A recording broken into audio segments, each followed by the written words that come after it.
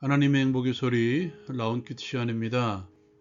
이 시간에 요한복음 16장 16절에서 24절의 말씀을 가지고 함께 하겠습니다.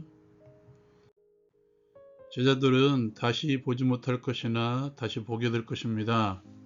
그때 슬픔이 기쁨으로 바뀔 것이며 예수의 이름으로 기도할 때 다 받을 것이라고 지금 예수님께서 말씀하고 계십니다. 제자들은 예수님의 말씀에 의문을 제기하죠. 조금 있으면 나를 보지 못하겠고 또 조금 있으면 나를 보리라 하시며 내 아버지께 가매라 하신 것이 무슨 말씀이냐? 또 조금 있으면이라는 말씀이 무슨 말씀이냐? 이것을 알지 못하겠노라. 이것이 그들이 가지고 있던 의문이었습니다. 예수께서는 그 묻고자 함을 아시고 내 말이 조금 있으면 나를 보지 못하겠고 또 조금 있으면 나를 보리라 함으로 서로 의문하느냐라고 말씀합니다. 예수께서는 그들의 의문에 대해서 설명해 가십니다. 내가 진실로 진실로 너희에게 이르노니 너희는 곡하고 애통하겠으나 세상은 기뻐하리라. 너희는 근심하겠으나 너희 근심이 도리어 기쁨이 되리라.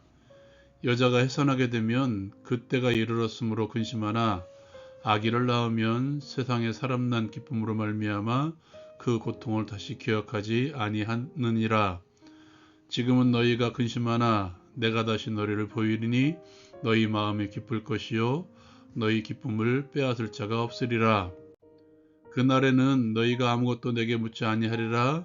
내가 진실로 진실로 너희에게 이르노니 너희가 무엇이든지 아버지께 구하는 것을 내 이름으로 주시리라. 지금까지는 너희가 내 이름으로 아무것도 구하지 아니하였으나 구하라 그리하면 받으리니 너희 기쁨이 충만하리라.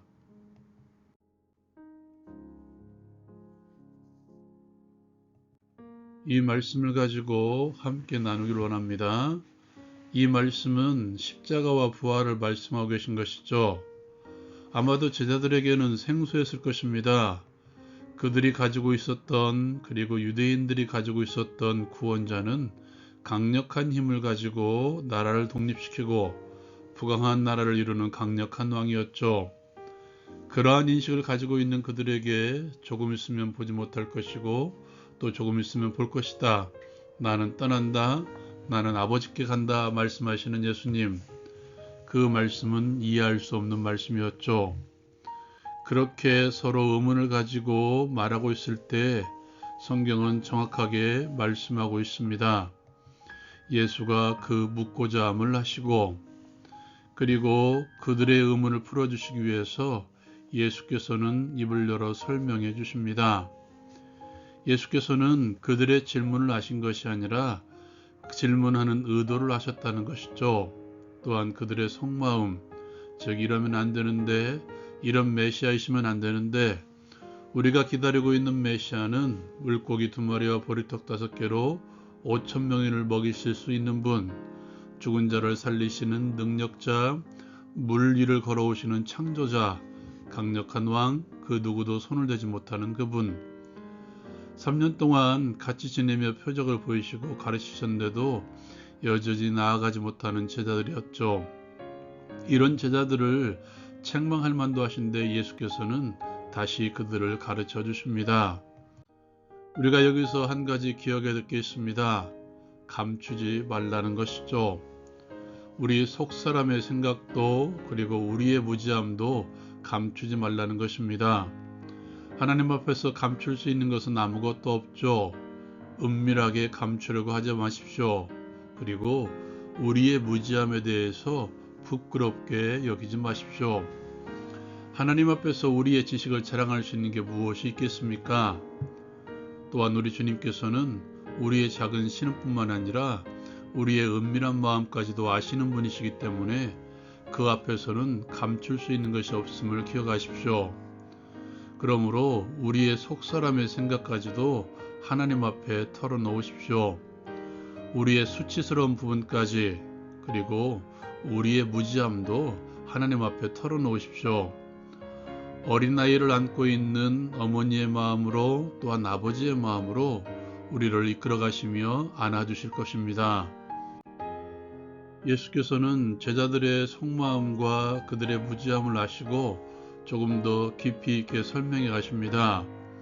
그 핵심은 근심과 슬픔이 찾아올 것이지만 그 근심이 도리어 기쁨이 될 것이라고 말씀해 주십니다.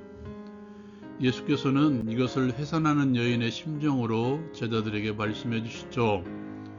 해산달이 다가오면 누구라도 두려워할 수밖에 없죠.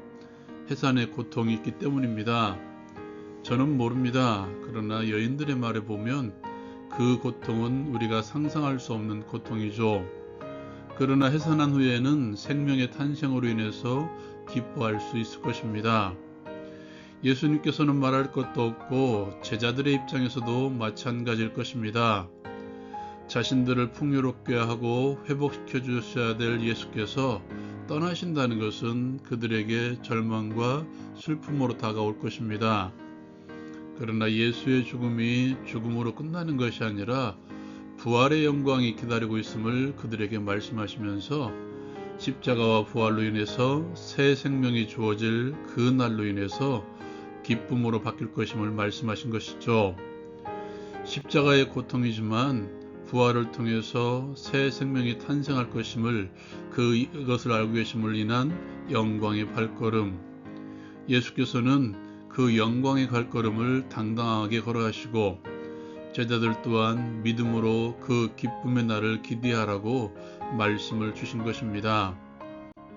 예수께서는 십자가의 고통이 길이지만 그 후에 부활의 새 생명이 주어지며 무엇보다도 자신의 십자가와 부활을 통해서 하나님께로부터 나는 하나님의 자녀들, 새로운 피조물, 새 생명들을 기대하며 얼마나 기뻐했겠습니까? 그러므로 이제 우리가 예수님을 따라 십자가의 길을 가야 될 것입니다. 그렇게 예수님의 발자취를 따라 십자가의 길을 가보십시오.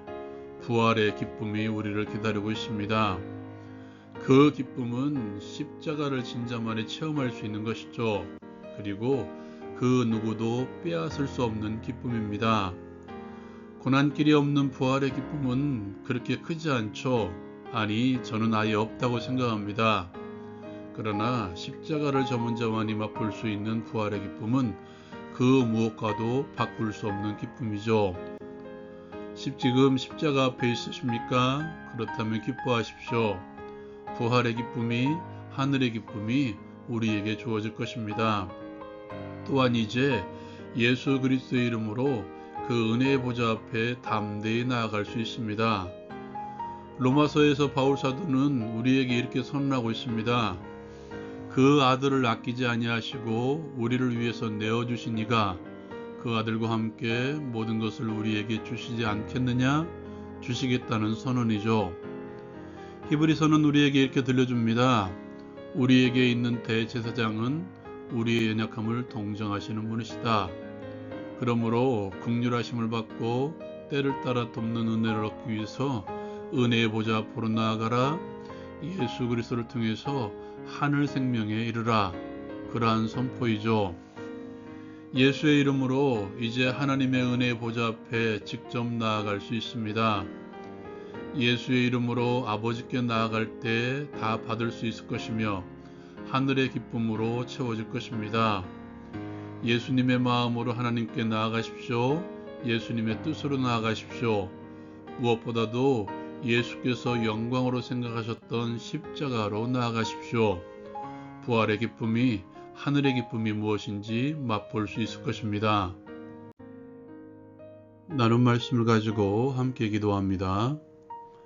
십자가를 지심으로 탄생할 새 생명을 기대하며 영광의 길을 걸었던 예수님을 따라 예수 때문에 짊어져야 될 십자가를 기쁨으로 짊어질 수 있는 우리 모두가 되게 하옵소서.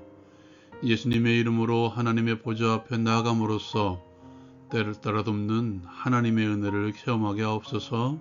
예수님의 이름으로 기도합니다. 아멘. No cross, no crown. 십자가가 없는 부활은 없습니다. 십자가가 없는 기쁨은 하늘의 기쁨이 아닙니다. 라운큐티 마치겠습니다.